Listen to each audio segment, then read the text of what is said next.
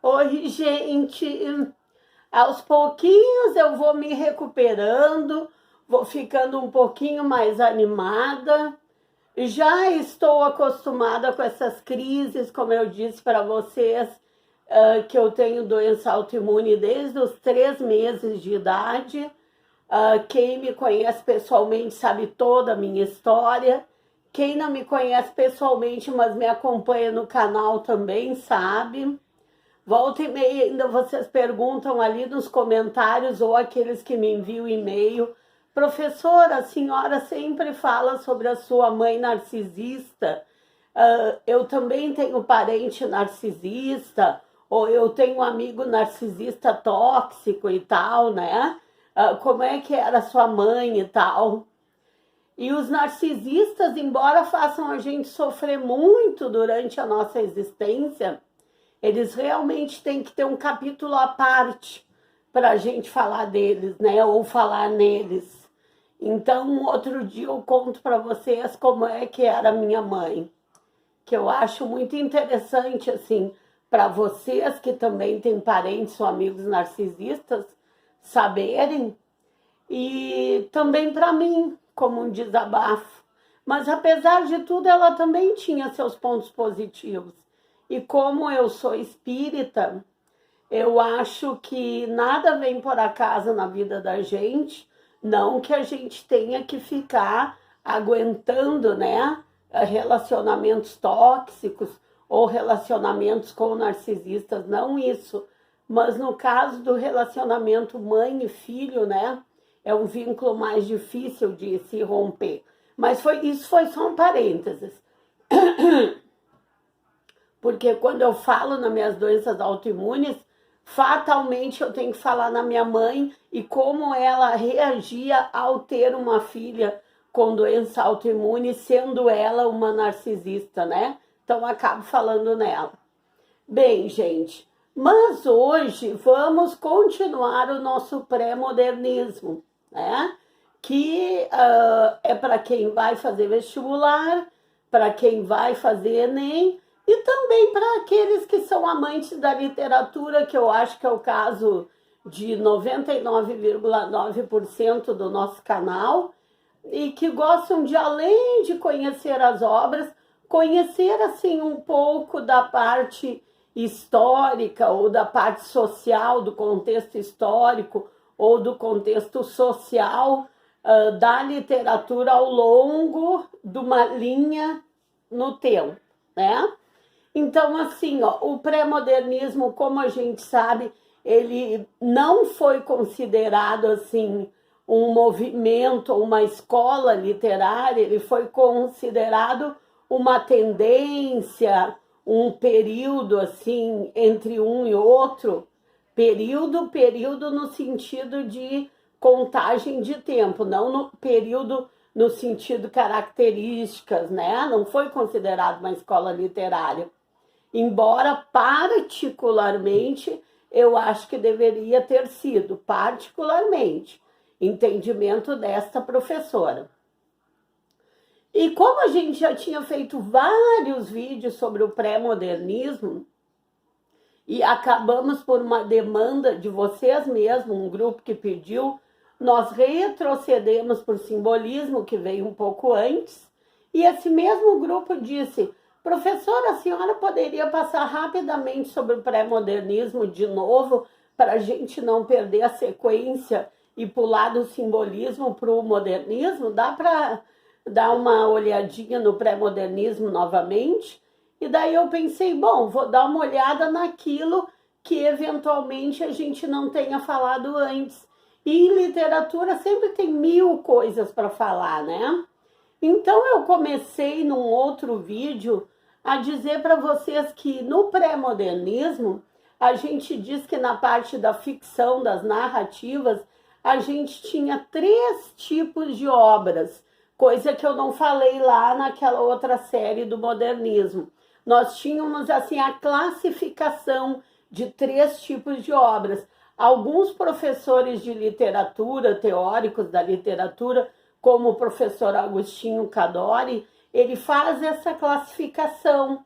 Então, assim, ó, e ele faz a classificação pela ambiência, ou seja, que tipo de paisagem, que tipo de ambiente, que tipo de realidade social os escritores do pré-modernismo queriam nos passar.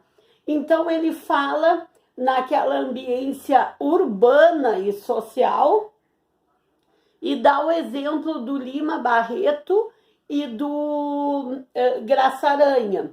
O Lima Barreto, a gente sabe que ele descreveu assim com minúcias o que era a sociedade carioca, o que era a sociedade do Rio de Janeiro no final do século XIX, no início do século XX, lembrando que o pré-modernismo começou lá em 1900, 1902, com Canaã do Graça Aranha e com Sertões do Euclides da Cunha, e só foi terminar didaticamente falando, né, lá em 1922, quando iniciou o modernismo com a Semana da Arte Moderna. Então, todo esse início do século XX foi descrita, a sociedade daquele momento foi descrita por Lima Barreto, por Graça Aranha, que eu já havia falado, e eu acrescentei um que foi o Humberto de Campos, que na outra série do pré-modernismo eu não tinha falado, até porque a gente tem que ir, de certa forma, resumindo, porque são tantos escritores, né, que a gente tem para falar, nossa literatura brasileira é tão vasta. Então, a ambiência urbana e social era um dos tipos de realidade mostrada nos livros do pré-modernismo. A outra era a ambiência rural e regional, que a gente tem muitos escritores também. A gente tem o Euclides da Cunha, a gente tem o Monteiro Lobato, lembrando que o Monteiro Lobato não são só as histórias infantis, né? Monteiro Lobato também escreveu contos sobre crimes misteriosos, e escreveu muito sobre o interior de São Paulo, sobre o caipira, etc. O Valdomiro da Silveira, o João Simões Lopes Neto, que é nosso aqui do Rio Grande do Sul, e daí eu acrescentei mais um também nesse que eu não falei na outra série, que foi o Afonso Arinos, que também falou muito sobre essa realidade, sobre essa ambiência de rural e regional. Lembrando que o Afonso Arinos, além de escritor, também foi um grande jurista. E o terceiro tipo de obra, eu vou deixar para o próximo vídeo, pelo motivo que vocês já sabem, eu já falei nos vídeos anteriores, e é o mesmo motivo pelo qual eu tenho feito poucos vídeos, é que eu não posso ficar muito tempo de pé. Não só pelas dores do reumatismo, né? Eu tô até com um pé ainda bem inchado, ainda não consegui desinchar meu tornozelo, mas também porque todos os remédios que a gente toma para as doenças autoimunes, como corticoide, como o metotrexato que eu tomo para o reumatismo, eles dão uma moleza, dão uma sonolência, gente. E eu tenho asma também, né? Como você sabe, até deixei uma xícara aqui com água. Então não consigo ficar muito tempo de pé ou falando, ainda que seja esses minutinhos que eu vejo que o vídeo está com 8 minutos, quase 9, eu estou no máximo 15 minutos de pé, andando aqui pela casa. E eu fico 15, 20, 30 minutos de pé, eu já tenho que me sentar. Então, por isso que eu vou deixar o terceiro tipo de obra para o próximo vídeo. E aqui eu coloquei, gente, como eu sempre coloco, né? Na ficção ocorrem 3 tipos de obra. A ambiência urbana e social, com Lima Barreto, Graça Aranha e Humberto de Campos. Eles retratam a realidade das nossas cidades brasileiras. E a ambiência rural e regional, com Euclides da Cunha, Monteiro Lobato, Valdomiro Silveira, Simões Lopes Neto, e acrescentei Afonso Arinos, que não estava na outra série do pré-modernismo. Eles retratam o homem do interior e a sua realidade e a paisagem também do interior. Tá? A gente, então, para terminar, eu quero agradecer todos os e-mails que vocês têm mandado. Eu sei que eu demoro séculos para responder, né? Alguns de vocês que mandaram mais de um, eu leio e respondo tudo num só, por isso os outros ficam sem resposta. É.